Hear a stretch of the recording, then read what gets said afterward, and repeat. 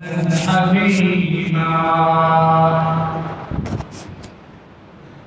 قال الله تبارك وتعالى: سابقوا إلى مغفرة من ربكم وجنة عرضها كعرض السماء والأرض أعدت للذين آمنوا بالله ورسله ذلك فضل الله يؤتيه من يشاء والله ذو الفضل العظيم.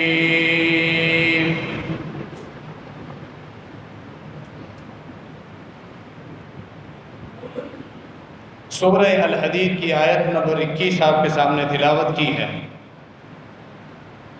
آیت مبارکہ میں اللہ رب العالمین نے ہم سب کو حکم دیا ہے کہ اللہ کی جنتوں اور اس کی مغفرت کے حصول کے لیے تم محنت کرو، آپس میں مقابلہ اور مسابقہ کرو، حصول جنت کے لیے نیکیوں میں ریس کرو، ایک دوسرے سے مقابلہ کرو، آگے بڑھنے کی کوشش کرو۔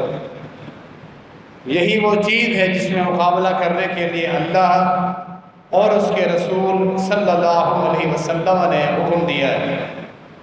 اس آیت مبارکہ کا ترجمہ ہے کہ تم دوڑ لگاؤ، مقابلہ کرو، ایک دوسرے سے آگے نکلنے کی کوشش کرو۔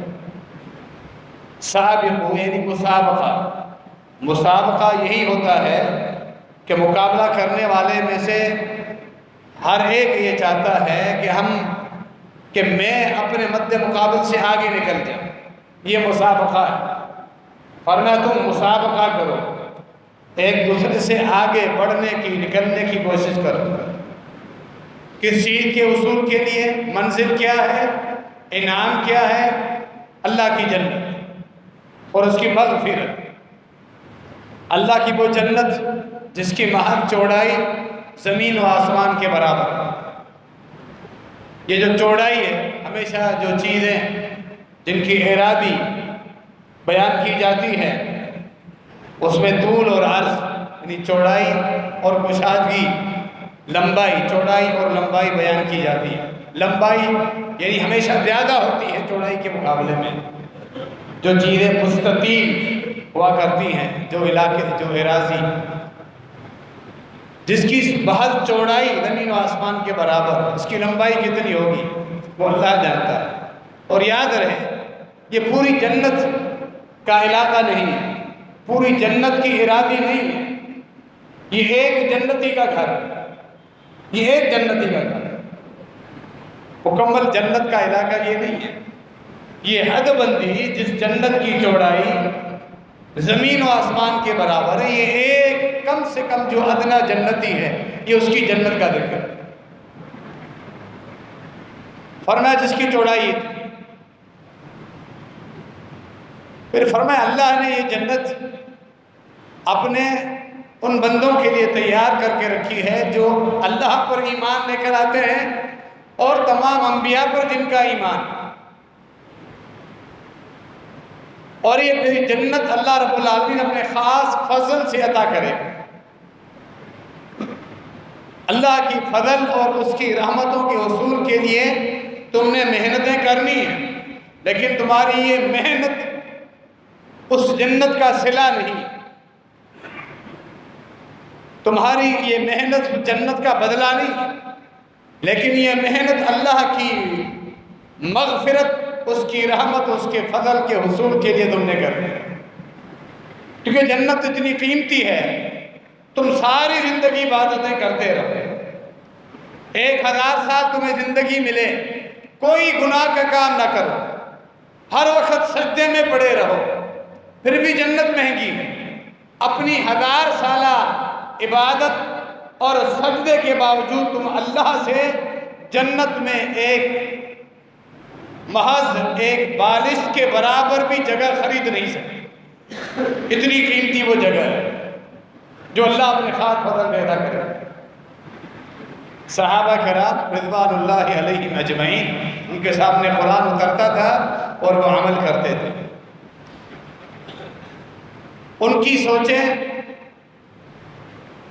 اگر مختلف واقعات پر ہم نظر دوڑائیں، ہر لمحے ہر مرحلے پر وہ اللہ کی جنت کے حصول کے لیے ایک دوسرے سے مقابلہ کرتے تھے۔ دنیا کی حیثیت ان کے سامنے تھی، کو پیچھے رکھا، ہمیشہ غربت میں، تنگی میں، تکلیف میں، بیماری میں بھی انہوں نے اللہ رب العالمین کی جنت کے حصول کو مقدم رکھا۔ یہ ان کی سوچ تھی کہ اللہ رب العالمین نے دنیا میں ہی ان کے لیے اپنی رضامندی کا اور اپنی خوشنودی کا اعلان فرما دیا۔ بے شمار ہمیں واقعات ملتے ہیں کہ ان کی تگودو، ان کا مقابلہ، ان کا مسابقہ وہ اللہ کی جنت اور نیکیوں میں ہوا کرتا ہے۔ آج کے خطبے میں ہم صحابہ کرام کے ان کچھ واقعات کا جائزہ لیتے ہیں جن میں وہ حصول جنت کے لیے ہر طرح کی کوشش کرتے تھے، اپنا سب کچھ لٹانے اور قربان کرنے کے لیے تیار رہتے تھے، اپنی پوری دنیا بھی، مال و دولت بھی خرچ کرنے سے دریغ نہیں کرتے تھے کہ ہمیں جنت چاہیے۔ تو انہیں معلوم تھا یہ دنیا یہاں چند دنوں کے لیے ہم نے رہنا ہے، دنیا کی اگر یہ آسائش، یہ نعمتیں، ترقیاں ہمیں نہ بھی ملیں تو یہ گزر جائے گی۔ اصل جو چیز ہے وہ اللہ رب العالمین کی جنت، اللہ نے ہمیں اسی کے لیے پیدا کیا ہے، وہی ہم نے حاصل کرنی ہے۔ انہوں نے دیکھا کہ دنیا تو اللہ رب العالمین نے فرعون کو بھی دی تھی، قارون کو بھی دی تھی، بڑے بڑے سرکش لوگ آئے، انہوں نے دنیا حاصل کی، لیکن آخرت میں اللہ رب العالمین کے پاس ان کے پلے کچھ بھی نہیں تھا۔ تو یہ دنیا کس کام کا؟ جس دنیا کے پیچھے لگ کر انسان اپنی آخرت برباد کر دے، وہ دنیا زہر ہے انسان کے لیے، بڑے کھاٹے کا سودا ہے کہ جب دنیا کے حصول کے لیے انسان اپنی آخرت برباد کر دے۔ اللہ کے نبی صلی اللہ علیہ وسلم کی واقعات میں سے صحیح مسلم کے اندر نبی علیہ السلام نے غزوہ احد کے موقع پر ایک تلوار فضا میں بلند فرمائی، اپنی تلوار، فرمایا میں یاخذ ھذا السیف منی بحقہ۔ صحابہ کرام موجود ہے، جنگ بھی شروع نہیں ہوئی، جنگ کی تیاری ہے، زبیر بن عوام بھی ہے، ابو دجانہ بھی ہے، عمر بن خطاب بھی ہے، علی بن ابی طالب بھی ہیں، سارے جرنیل صحابہ، جان نثار صحابہ موجود رضی اللہ عنہم اجمعین۔ فرمایا یہ تلوار مجھ سے کون لے گا؟ جو اس کا حق ادا کرے، جنگوں میں لڑے، لڑتا رہے حتیٰ کہ دشمن کو خوب نقصان پہنچائے اور اسلام کو فائدہ پہنچائے، اور وہ اسی تلوار کے ساتھ لڑتا شہید۔ اس کا حق ادا کون کرے؟ کس میں ہمت؟ زبیر بن عوام رضی اللہ تعالیٰ عنہ کھڑے ہوئے، ابو دجانہ رضی اللہ تعالیٰ عنہ کھڑے ہوئے۔ نبی علیہ السلام نے وہ تلوار سیدنا ابو دجانہ رضی اللہ تعالیٰ عنہ کے حوالے کر دی۔ زبیر بن عوام کہتے ہیں مجھے اس پہ تکلیف ہوئی شروع میں کہ نبی علیہ السلام کی طرف سے ملنے والا یہ شرف مجھے کیوں نہیں ملا، لیکن بعد میں ہم سب نے دیکھا کہ نبی علیہ السلام نے ابو دجانہ کو جب یہ تلوار دی، انہوں نے اس تلوار کا جو حق ادا کیا، شاید ہم میں سے کوئی اس طرح کا حق ادا نہیں کر سکتا۔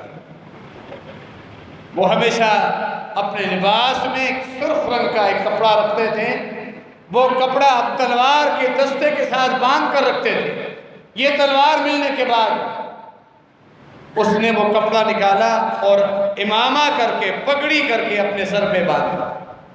ہم نے دیکھا جب غزوہ احد میں جو اس نے کارنامے انجام دیے، اس کے بعد باقی جنگوں میں جب بھی وہ لڑتے تھے، صفوں میں چلتے تھے، اتراتے ہوئے کہ میرے ہاتھوں میں اللہ کے نبی صلی اللہ علیہ وسلم کی تلوار، جہاں دشمن بالخصوص تنہا ملتا وہاں پہنچتے اور وہیں اس کا کام تمام کر دیں۔ حتیٰ کہ صحابہ میں سے آگے اس حدیث صحیح مسلم کی باقی طرق جو باقی ہمیں کتب حدیث میں ملتے ہیں، مغازی ابن اسحاق وغیرہ میں، کہ ایک جنگ کے دوران دشمن کی طرف سے ایک بہت بڑا پہلوان جن میں کئی مسلمانوں کو جو شہید کر چکا، ایک صحابی کہتا ہے میں نے دیکھا اور خواہش کی کاش کہ یہ پہلوان ہمارا ابو دجانہ نبی صلی اللہ علیہ وسلم کی تلوار کے ساتھ اس کی مٹھ بھیڑ ہو جائے کہ اس نے مسلمانوں کو بڑا نقصان پہنچا ہے۔ غالباً وہ یہودی تھا۔ بالآخر میری خواہش پوری ہوئی، ابو دجانہ اس کی ٹکر ہو گئی جو مسلمانوں کو خوب نقصان پہنچا رہا۔ دونوں کی تلوار آپس میں ٹکرائی، دونوں نے ایک دوسرے پر وار کیے، بالآخر ابو دجانہ رضی اللہ تعالیٰ عنہ نے سے فوراً قتل کر دیا۔ میں بڑا خوش ہوا، اللہ نے میری دعا قبول کی اور اس بہت بڑے خطرناک دشمن کو ابو دجانہ رضی اللہ تعالیٰ عنہ قتل کر دیا۔ لیکن جنگ میں صفوں میں ان کی جو چال تھی وہ بدل چکی تھی۔ ہمیں محسوس ہوا کہ اب تھوڑا یہ تکبر کر رہے ہیں، اترا کر چل رہے ہیں اس جنگ میں دشمن کے سامنے۔ نبی صلی اللہ علیہ وآلہ وسلم تک بات پہنچی کہ ابو دجانہ ان کی تو چال ہی بدل گئی، وہ اترا کر چل رہے ہیں صفوں میں، لڑ رہے ہیں آپ کی تلوار لہرا کر دشمنوں کی لاشیں اکٹھی کر رہے ہیں، کیا یہ تکبر جائز ہے؟ فرمایا ہاں، اللہ رب العالمین نے تکبر حرام کیا ہے۔ اس موقع پر جنگ کے دوران، جہاد کے دوران دشمن پر اپنا رول ڈالنے کے لیے اللہ رب العالمین نے اس طرح اترانے کو اور تکبر کے اظہار کو جائز کرا دیا۔ بس دشمن پر رول ڈالنے کا فرمایا جائز ہے۔ نبی صلی اللہ علیہ وسلم نے فرمایا، عکاشہ بن محصن رضی اللہ تعالیٰ عنہ کا معروف واقعہ، فرمایا نبی علیہ السلام نے کہ اللہ رب العالمین نے مجھے مختلف انبیاء دکھائے۔ معراج کے موقع کے علاوہ نبی علیہ السلام کو کئی مرتبہ آپ کے خوابوں میں جنت کی سیر کرائی گئی، مجرموں کے اوپر ہونے والے جہنم کے مختلف عذاب دکھائے گئے۔ تمام انبیاء کے خواب اللہ کی طرف سے وحی کی ایک قسم تھی۔ فرمایا میں نے کچھ انبیاء دیکھے، قیامت کے دن آئیں گے، ان پر پوری زندگی وہ اللہ کی توحید کی تبلیغ کرتے رہے، صرف 2 آدمی ان کے ساتھ، کسی کے ساتھ 3 آدمی، کسی کے ساتھ 10 آدمی ان کے حوالے ایمان لانے والے۔ حتیٰ کہ میں نے کچھ انبیاء دیکھے جو اکیلے کھڑے، یہ صحیح بخاری کا وقت، ساری زندگی وہ اللہ کا نبی محنت کرتا رہا، اللہ کی امانت انہیں پہنچاتا رہا، پوری قوم میں سے ایک آدمی بھی ایمان نہیں لایا، وہ میدان محشر میں اللہ کے سامنے اکیلا کھڑا، یعنی حق کی پہچان کے لیے تعداد کی کوئی حیثیت نہیں کہ ہماری تعداد زیادہ ہے اس لیے ہم حق پر ہیں، اور تم تھوڑے ہو اس لیے تم باطل پر ہو، تمہاری کوئی پہچان ہی نہیں، تمہیں کوئی جانتا ہی نہیں، ہمیں دیکھو ہر جگہ تمہیں ہمارے مسلک کے لوگ ملیں گے وغیرہ وغیرہ۔ یہ فضولیات جو حق کی پہچان نہیں سے انبیاء بھی قیامت کے دن میدان محشر میں آئیں گے، اکیلے کھڑے ہیں، کسی کے ساتھ 2 آدمی جو ایمان لے۔ کیا انبیاء نے اللہ کے دین پہنچانے کا حق ادا نہیں کیا ہوگا؟ ہر پیغمبر نے اللہ کی امانت مکمل پہنچائی اور حق ادا کیا، ہر پیغمبر۔ آگے خواب بیان فرمایا، پھر میں نے دیکھا ایک نبی کی امت میرے سامنے ہے، بڑی تعداد کہ افق پورا بھرا ہوا، افق آسمانوں کی فضائیں بھری۔ میرے دل میں خواہش، اتنی بڑی تعداد، کاش کہ یہ میری امت ہے۔ مجھے بتایا گیا کہ یہ موسیٰ علیہ السلام کی امت ہے، اتنی بڑی تعداد۔ پھر مجھے کہا گیا آپ دوسری طرف دیکھیں۔ میں نے جب دوسری طرف دیکھا اس سے بھی بڑی تعداد، اتنی بڑی تعداد کسی پیغمبر کی امت کی میں نے نہیں دیکھی۔ مجھے خوشخبری دی گئی یہ آپ کی امت، سب سے بڑی تعداد جنت میں جانے والوں کی، فرمایا میری امت۔ اس کے متعلق بے شمار حدیث اس کے علاوہ بھی حتیٰ کہ اس حدیث جامع ترمذی کا خلاصہ یہ ہے، کل اہل جنت، تمام انبیاء کے امتی جو کامیاب ہو کر جنت میں جائیں گے، سب سے زیادہ تعداد اس امت میں سے، اور کتنی تعداد؟ 2/3۔ اللہ رب العالمین ہمارا شمار بھی اس 2/3 میں فرما، 2/3 یعنی 66.66%۔ فرمایا اس حدیث صحیح بخاری کی حدیث میں آگے الفاظ مجھے بتایا گیا، آپ کی امت میں 70,000 ایسے خوش نصیب لوگ ہیں جو بغیر حساب و کتاب کے جنت میں جائیں گے۔ یہ الفاظ فرمائے نبی علیہ السلام نے، اور پھر آپ صلی اللہ علیہ وسلم صحابہ کرام جب یہ حدیث سن رہے تھے اپنے حجرے میں تشریف لے گئے، صحابہ کرام اس پر گفتگو کرنے لگے کہ یہ خوش نصیب لوگ ان کا مطمع نظر، ان کی گفتگو کا موضوع سخن وغیرہ سب کچھ اللہ کی جنت ہی ہوا کرتا ہے۔ یہ خوش نصیب لوگ کو ایک بات یہ آئی کہ شاید پیغمبر صلی اللہ علیہ وسلم کے صحابہ جو ہم لوگ ہیں، پھر کہا گیا نہیں، ہم تو پہلے جاہلیت میں کفر کر چکے ہیں، گناہ کر چکے ہیں، اس کے بعد ہم نے اسلام قبول کیا ہے، ہماری اولادیں جو خالصۃ الاسلام میں پیدا ہوئی ہیں وہ مراد ہے۔ یہ ہم گفتگو کر ہی رہے تھے، نبی صلی اللہ علیہ وسلم واپس آئے اور ہمیں اس موضوع پر گفتگو کرتے ہوئے سنا، فرمایا میں تمہیں ان کی صفات بیان کرتا ہوں، یعنی وہ خاص لوگ تعین کے ساتھ نہیں، ان کی صفات ہیں، وہ 70,000 جو بغیر حساب و کتاب کے جنت میں جائیں گے۔ سب سے پہلی جماعت جو جنت میں جائے گی، جن کے چہرے 14ویں کے چاند کی طرح چمک رہے ہوں گے، وہ 70,000 ایک ساتھ جنت کے دروازے میں اپنا قدم رکھیں گے۔ اتنی چوڑائی ہے جنت کے دروازے میں، وہ لائن لگا کر ایک دوسرے کے پیچھے جنت میں نہیں جائیں گے، ایک ساتھ سب جنت میں جائیں گے۔ فرمایا ہم الذین لا یسترقون ولا یتطیرون ولا یکتمون وعلی ربہم یتوکلون، جن کی صفات، یعنی میری پوری امت میں سے کوئی بھی ہو ان صفات پہ عمل کرے، اللہ نے انہیں اس میں شمار فرمایا۔ جو جب جنہیں تکلیف ہو تو کسی کو یہ نہیں کہتے آؤ یار میرے اوپر دم کرو مجھے تکلیف، اللہ پہ بھروسہ رکھتے، کسی کو بولتے نہیں کہ میرے اوپر آپ دم کریں،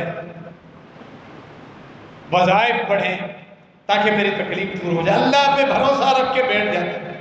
باقی دنیا یہ اسباب استعمال کرتے ہیں کہ اللہ رب العالمین شفا دے گا، یہ اللہ پہ کمال بھروسے اور توکل کی علامت۔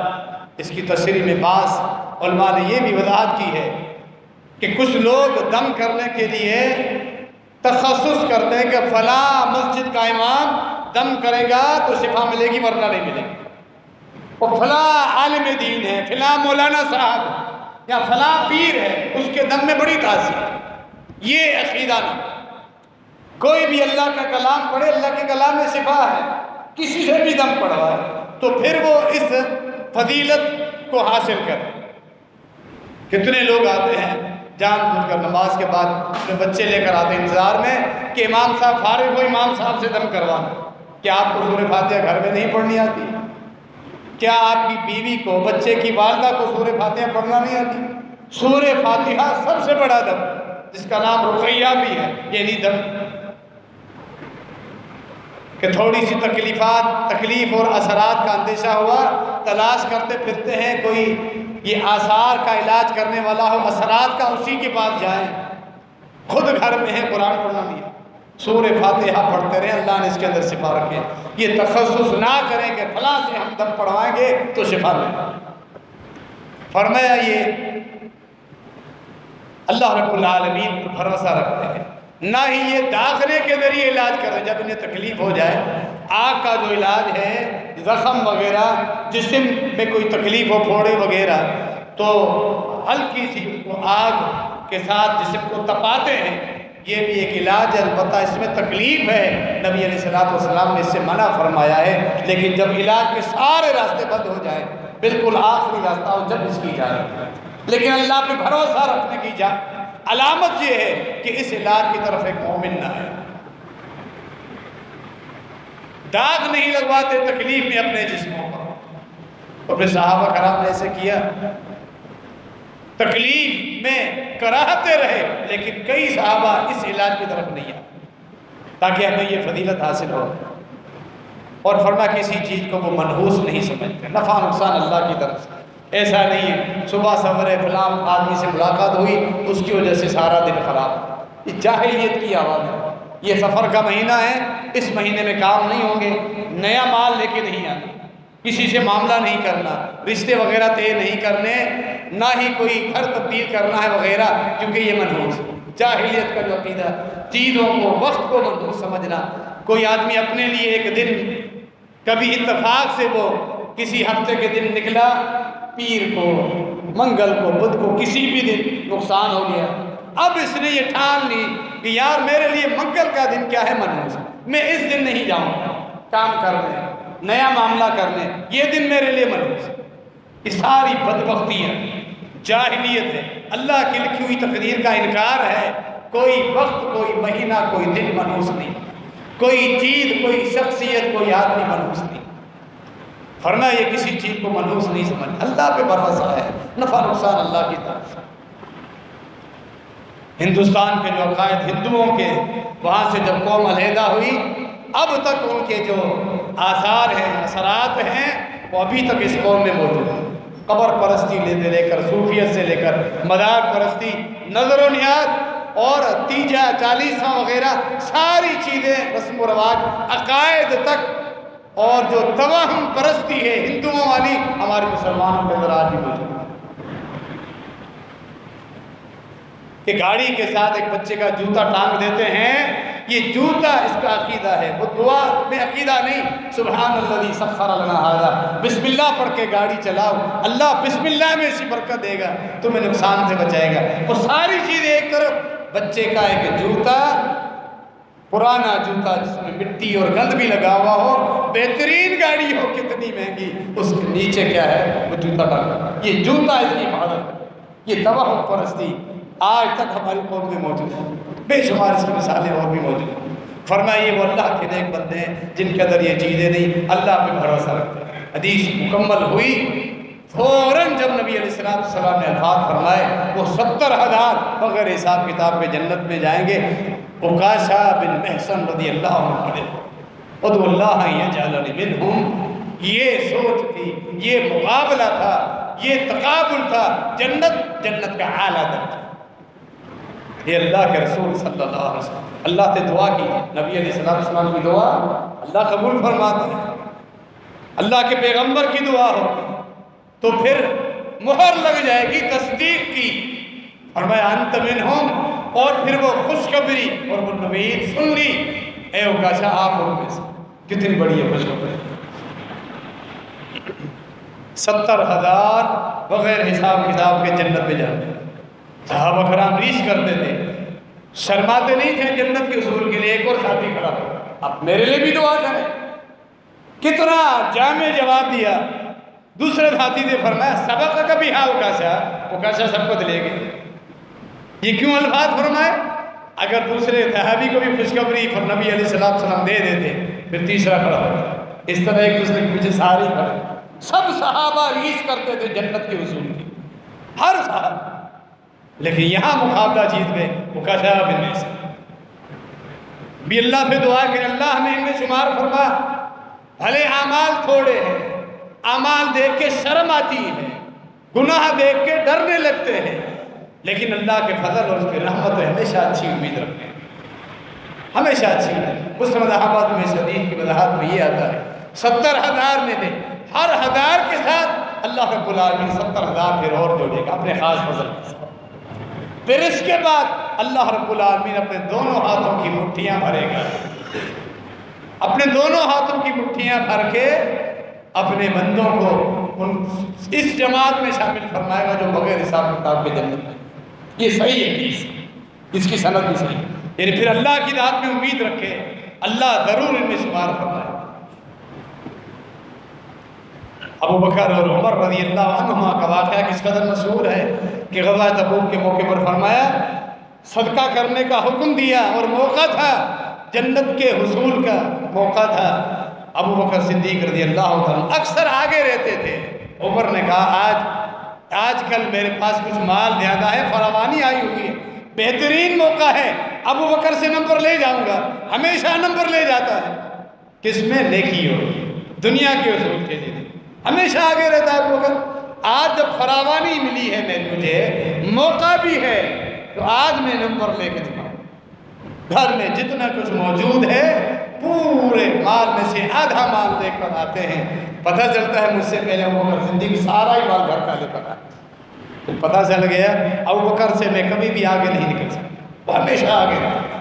یہ صحابہ کا مقابلہ، ان کی سوچیں، ان کی ریس اسی چیز پر واقع ہوئی۔ مسند احمد کی حدیث، نبی علیہ السلام رات کے وقت جا رہے تھے، ہمیشہ اکثر آپ کو حدیث ملیں گی، کبھی رات کی تنہائی میں کسی کام سے نکلتے تھے، کبھی دن کے اوقات آپ کے دونوں وزیر اکثر آپ کے ساتھ ہوتے، دونوں وزیر ابو بکر اور عمر اکثر آپ کے ساتھ ہوتے۔ ایک مرتبہ رات کے وقت جا رہے تھے، عبداللہ بن مسعود رضی اللہ تعالیٰ عنہ کے گھر کے قریب سے گزر ہوا، وہ تلاوت کر قرآن پڑھ، تہجد پڑھ، رات کا وقت، ابو بکر عمر دونوں ساتھ۔ نبی علیہ السلام نے تلاوت سنی، آواز پہچانی، یہ عبداللہ ہے۔ سکون ملا کانوں، سنتے رہے عبداللہ بن مسعود کی تلاوت، نبی صلی اللہ علیہ وسلم سنتے رہے۔ فرمایا اگر کوئی چاہتا ہے کہ قرآن کو اسی طرح سیکھے پڑھے جس طرح قرآن اترا ہے، عبداللہ بن مسعود کی تلاوت سے، اتنی بڑی خوشخبری۔ پھر عبداللہ بن مسعود نے اپنی نماز مکمل ہونے کے بعد ہاتھ اٹھا کر اللہ سے دعائیں مانگنا شروع کر دی۔ نبی علیہ السلام کھڑے ہوئے، فرمایا سل تو عبداللہ، تیرا مقام اللہ کے یہاں اس قرآن کی برکت سے ایسا ہے تو اللہ سے جو مانگے گا اللہ تجھے دے گا۔ سل تو ہوتا، آج کی رات تو نے وہ قرآن پڑھا ہے عبداللہ، تو اللہ سے جو مانگ رہا ہے اللہ تجھے دے رہا ہے، یعنی اس میں قرآن کی برکت ہے۔ قرآن پڑھ کے اللہ سے مانگے، قرآن پڑھنے کے بعد یہ بہترین عمل ہے، نیکیاں کرنے کی وجہ سے اللہ دعائیں قبول کرتا ہے۔ اور سب سے بڑی نیکی اللہ رب العالمین کے قرآن مجید کی تلاوت ہے۔ نبی علیہ السلام پھر اپنے گھر چلے گئے، ابو بکر عمر اپنے گھر چلے گئے۔ حدیث آگے آ رہی، عمر بن خطاب کہتے ہیں کہ میں یہ خوشخبری ہے عبداللہ کے لیے، سب سے پہلے صبح سویرے فجر سے پہلے جا کے عبداللہ کو یہ خوشخبری سناؤں گا کہ نبی صلی اللہ علیہ وسلم نے آپ کے بارے میں یہ الفاظ کہے، آپ کتنے خوش نصیب۔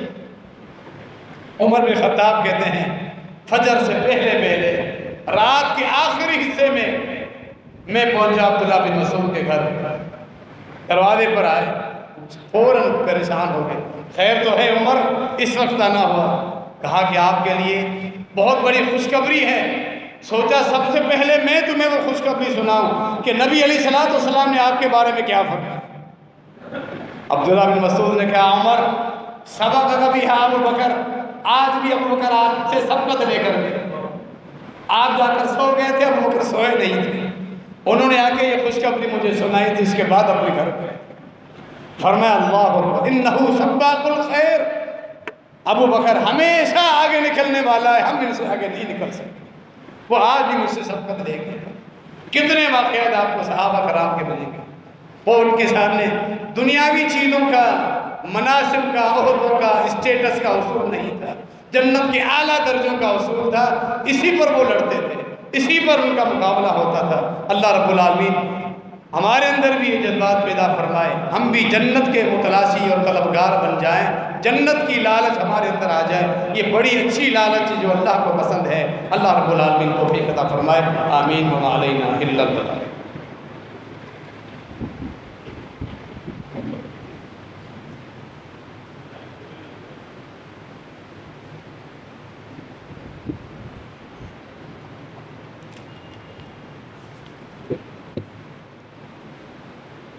ان الحمد للہ نحمده ونستعینه ونستغفره ونعوذ باللہ من شرور انفسنا ومن سیئات اعمالنا من يهده الله فلا مضل له ومن يضلل فلا هادي له واشهد ان لا اله الا الله وحده لا شريك له واشهد ان محمدا عبده ورسوله۔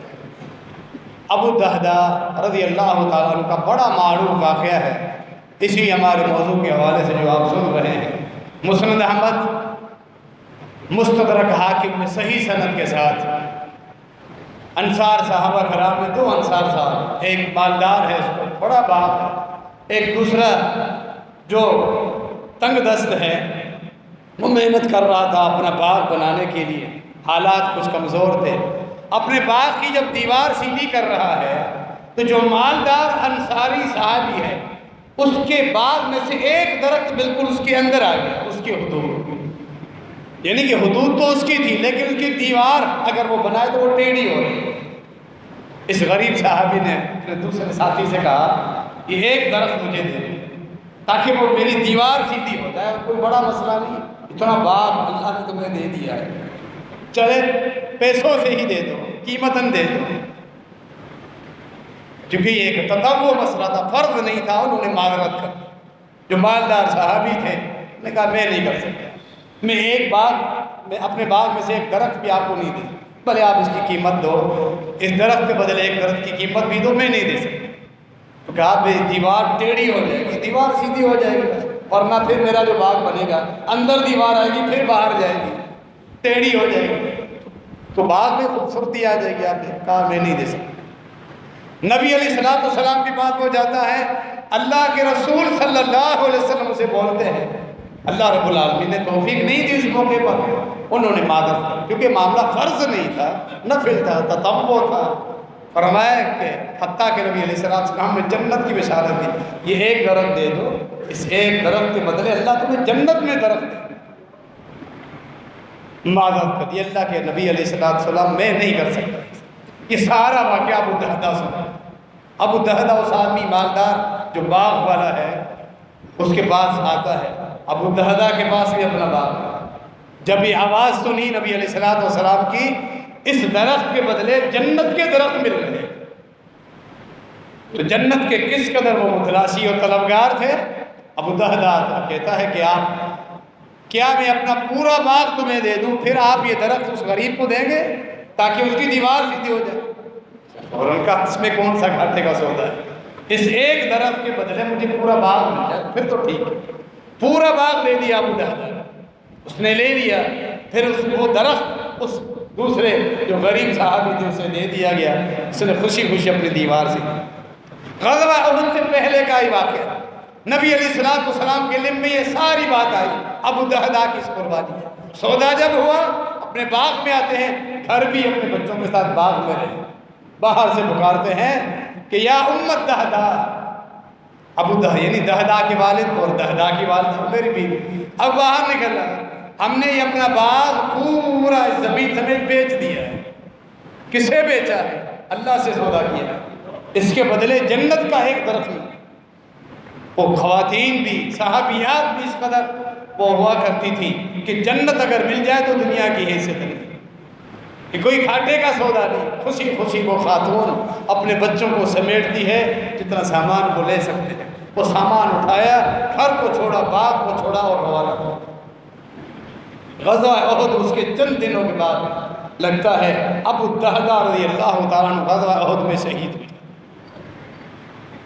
صحیح مسلم میں اس واقعے کی اثر موجود ہے، تفصیلات مسند احمد اور مستدرک حاکم میں موجود۔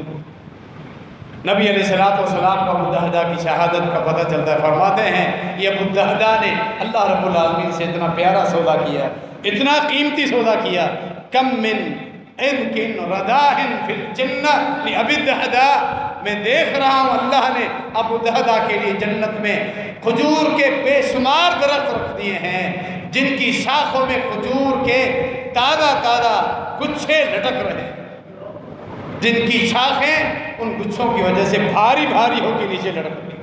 وہ جنت میں ابو الدہدہ کے انسان، یہ ابو الدہدہ کا سودا تھا، معاملہ تھا کہ اب اللہ کی جنت کے اصول کے لیے کہ جنت میں ایک درخت ملے، پورا اپنے باغ کا سودا کرتا، گھر بھی گویا کہ اپنا دے دیا، بچوں سمیت نکلا۔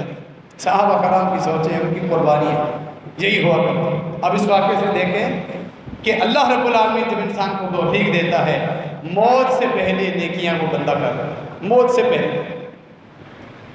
وفات سے پہلے، شہادت سے پہلے بے شمار اسباق ہے جو ہم سیکھتے ہیں۔ انسان نیکیاں کرتا رہے، کچھ پتہ نہیں کہ وفات کا موقع کب آ جائے۔ ہو سکتا ہے بہت بڑی نیکی آپ کریں، اس کے بعد آپ کی موت کا وقت ہو، آپ کامیاب ہو۔ اس میں ایک اور سبب بھی ہے، شہادت اللہ کی طرف سے بہت بڑا رتبہ ہے۔ اللہ یہ رتبہ بھی نیکیوں کی وجہ سے دیتا ہے، یہ اللہ کی سنت ہے۔ شہادت بہت بڑا تمغہ ہے اللہ رب العالمین کی طرف سے، بہت بڑا شرف ہے اللہ رب العالمین۔ یہ اللہ اپنے نیک بندوں کو دیتا ہے جو نیکیاں کرتے رہتے ہیں۔ اللہ کی طرف سے اگر بہت بڑے شرف کا حصول مطلوب ہے تو اپنے آپ کو نیک بناؤ، نیکیاں کرو گے تو اللہ توفیق، آگے بڑی نیکی اور بہت بڑے تمغے اور شرف کی اللہ توفیق دے گا۔ ابو درداء نے اتنی بڑی نیکی کی، اللہ نے شہادت کے لیے چن لیا، اور شہداء انبیاء کے ساتھ ہوں گے جنتوں میں، کتنے خوش نصیب ہیں۔ فقراء صحابہ کا معروف واقعہ ہمارے سامنے موجود، وہ اللہ کے نبی علیہ السلام کے پاس آئے، جو امیر صحابہ مالدار ہیں، ہماری طرح وہ بھی روزے رکھتے ہیں، وہ بھی نمازیں پڑھتے ہیں، ہم بھی نمازیں پڑھتے ہیں، وہ بھی جہاد کرتے ہیں، ہم بھی جہاد کرتے ہیں، لیکن جتنی طاقت ہے جنت کے حصول میں ہم تو آگے چل رہے ہیں ساتھ ساتھ، ان کے پاس مال ہے، یہ تو اللہ کی تقسیم ہے، ہمارے پاس مال نہیں، یہ رزق تو اللہ کی تقسیم۔ اب وہ عمرہ کر رہے ہیں، حج کر رہے ہیں، صدقات خیراتیں کر رہے ہیں، اس میں ہم سے آگے، یہ فکر تھی، مگر نماز صرف دنیا کے حصول کے لیے مال کی فکر نہیں تھی۔ ہماری سوچیں اور ہماری فکر اسی پر ہوتی ہے۔ کسی کو دیکھا، بچے کو پڑھایا، پڑھنے کے بعد اس نے بڑی ڈگری حاصل کرنے کے بعد کسی بڑے ڈپارٹمنٹ کا عہدہ مل گیا، ہم کہتے ہیں کہ دنیا میں اس کو جنت مل گئی، بڑا خوش نصیب، حالانکہ پڑھتا وہ نماز نہیں، اس کو حلال و حرام کا پتہ نہیں، کاغذ پہ ایک سائن کر کے لاکھوں روپے رشوت بھی لے لے، ہم کہتے ہیں پھر بھی یہ خوش نصیب، للچائی ہوئی نظروں سے اس کو دیکھ رہے کتنا خوش نصیب، دنیا مل گئی دین ملا نہیں، وہ کہاں کا خوش نصیب۔ ہمارا مطمع نظر، نظریں سب اسی پر چل رہی ہیں۔ ایک مارکیٹ میں دکاندار بیٹھے ہوئے ہیں، ایک دکاندار ترقی کر رہا ہے، دوسرے کے پاس اگر مال کم ہے، گاہک کم آ رہے ہیں، حسد اور پھر جلن اور پھر باتیں، اور اس کو کتنا خوش نصیب سمجھتا، یہ خوش نصیب ہے یار، اپنے ایک دکان سے دوسری دکان بنا لی، پھر آپس میں بیٹھ کے کچہریاں ہوتی ہیں، آج اس نے تیسری دکان لے لی، یہ اتنی ترقی اس نے کر لی، اب یہ اپنی فیکٹری بنائے گا، کارخانہ۔ موضوع سخن ہمارے پاس ہے، وہ اللہ کی جنت، وہ جنت کا حصول، نیکیاں، وہ قربانیاں، صدقات و خیراتیں، ان چیزوں میں جو صحابہ کرام کی سبقت اور مقابلہ سوچی ہوا کرتی تھی وہ نہیں ہے ہمارے پاس۔ حتیٰ کہ کسی دعوت یا فنکشن کے موقع پر اگر مرد بھی مل جائیں، خواتین ایک دوسرے کو دیکھیں، خاتون کو دیکھ لیا، بڑے زیورات پہنے ہوئے، بالیاں پہنی ہوئے، مہنگی مہنگی، بڑے بڑے ہار، مہنگے بھاری وزنی ہار پہنے ہوئے، اس کو للچائی ہوئی نظر تھے، باقی خواتین دیکھ رہی ہیں، بڑی خوش نصیب ہے، خاوند بڑی محبت کرتا ہے، بڑا اس کو دیتا ہے، کتنی خوش نصیب ہے۔ حالانکہ دینداری ہو یا نہ ہو، چاہے خاوند کسی ایسے ڈپارٹمنٹ میں ہو جو شرعاً ناجائز، ہم تو بینک کے مینیجر پر بھی رش کرتے ہیں جو پورا سود سے بھرا ہوا ہے، افسوس کرنا چاہیے، اس کے لیے دعائیں کرو اللہ اس کو حرام سے بچائے، دنیا اس نے حاصل کر لی، آخرت وہ برباد کر۔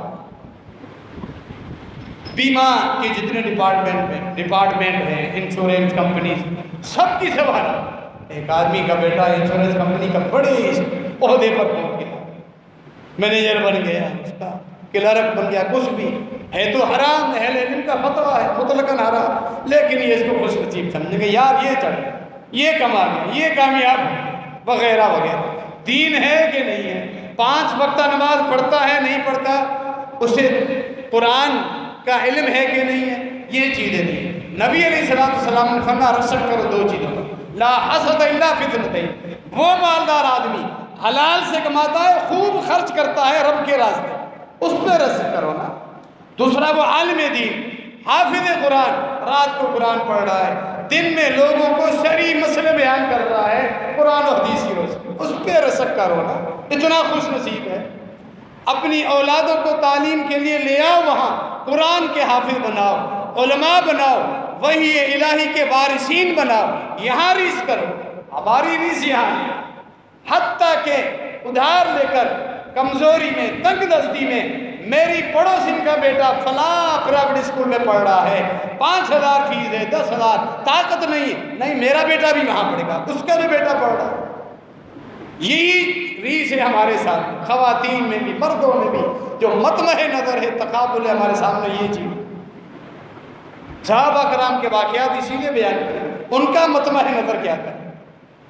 نبی علیہ السلام نے پھر ان کو تسلی دی، نماز کے بعد جو 33 پڑھتے ہیں وہ بتائیں کہ تمہیں اللہ رب العالمین بہت بڑی نیکی ہے۔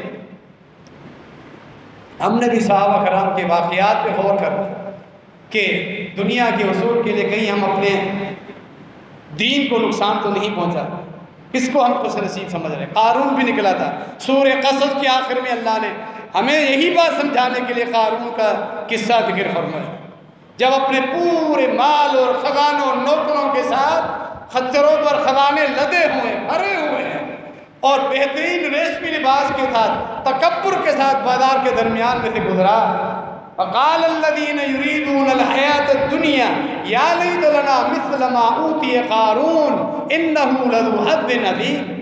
قارون کو دیکھا، وہ لوگ جن کو دنیا مطلوب ہے، بس آخرت پہ نظر نہیں، صرف دنیا جن کو چاہیے، وہ کہنے لگے ہائے کاش ہمارے پاس بھی اسی طرح کے خزانے ہوتے جو قارون کے پاس خزانے ہیں۔ قارون کے پاس خزانے تھے، دنیا مل گئی تھی، اللہ کا دشمن تھا وہ بدبخت، اللہ کا دشمن تھا، دنیا نے کچھ نے کما لی، دنیا دار لوگوں نے اس پہ رسک کیا، جس نے دنیا کما لی اللہ کا دشمن تھا۔ اہل علم وہاں بھی موجود تھے، روکنے والے ٹوکنے والے، انہوں نے روکے۔ اللہ رب العالمین کی رضا خوشنودی قارون کے خزانوں سے کئی گنا بڑھ گئی کہ کوئی حیثیت نہیں۔ دیکھتے ہی دیکھتے اللہ کا عذاب اس کے اوپر ٹوٹا، لوگوں کے سامنے زمین کے اندر وہ دھس گیا، زمین نے اس کو نگلنا شروع کیا، ان کی آنکھیں کھل گئی، سب کو بات سمجھ میں آ گئی یہ دنیاوی مال کما لو، دنیاوی عہدے حاصل کر لو، بڑے بڑے اسٹیج پہ پہنچ جاؤ، اولاد بڑے بڑے رتبے پر، بڑی بڑی نوکریوں پر لگ گئے، بڑی بڑی کمپنیز کے مینیجر بن گئے، آگے نکل گئے، لیکن اگر دین نہیں ہے تو سب خاک، کوئی ہے نہیں اگر دین نہیں۔ صحابہ کرام نے یہی سبق دیا ہے، ہم بھی یہی سبق حاصل کرتے ہیں اپنی زندگیوں سے، ہماری سوچیں بھی اسی طرح ہونی چاہیے۔ اللہ رب العالمین ہم سب کی اصلاح فرمائے۔